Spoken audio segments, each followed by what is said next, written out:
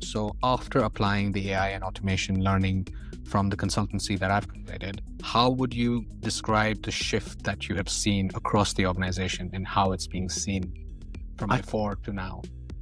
where we were, we knew what the software was, but we didn't know what it could do. And I think in working with yourself, what we've done is we've really kind of opened our eyes to the art of possible. In the background, bringing in some key skills to the business has allowed us to really expand the horizon of what we thought was possible. So, the conversations with yourself where we started looking at that one singular point of just cleaning the data to actually get into a tool set which was much more rounded, much bigger, much more detailed, and much faster in terms of getting us through our process, has really made us think about what else we could do within the organization that could potentially use AI as a real tool set that we can benefit from. So, I think what you've done is you've opened our eyes to where we potentially could go in the future. So we started with, if we do one thing, it gives us one answer.